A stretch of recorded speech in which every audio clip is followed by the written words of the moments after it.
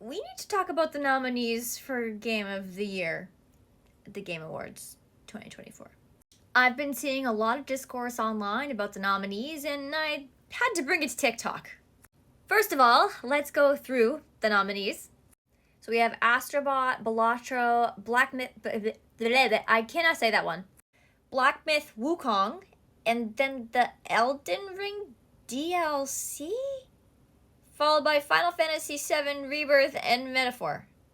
Now, I've been seeing a couple people mention this online, but apparently the Game Awards website changed the criteria for who can be nominated for Game of the Year like 2 days before today when the announcements came out. I don't know if it was actually 2 days or a couple, please don't quote me. It was a couple days before today.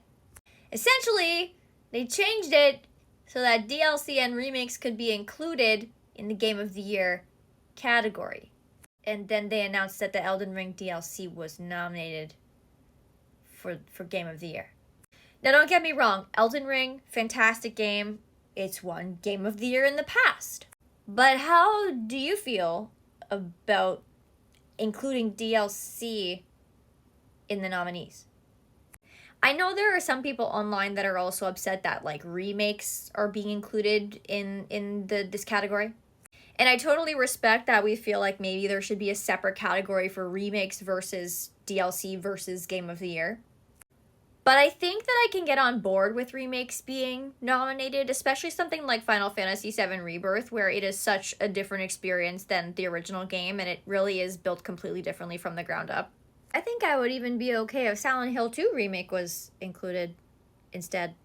Whereas something like the Elden Ring DLC kind of just feels like it's more of the same game in the same format that it already won Game of the Year when the game was released. And then also, you can't play the DLC without playing the game. So, like, can we really nominate something that doesn't stand alone and can't be played on its own?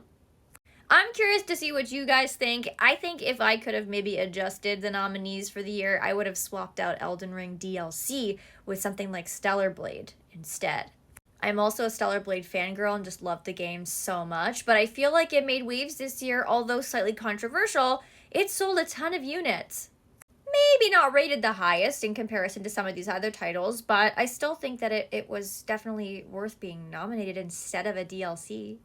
Let me know what your thoughts are in the comments. I'm not going to be mad if you disagree with me. This is just what I think, but yeah, I feel like maybe DLCs should have a separate category, and remakes maybe more so only included if they really are a very vast different experience than the original game. Anyway, just my 2 cents, but let me know what you think in the comments. Okay, bye.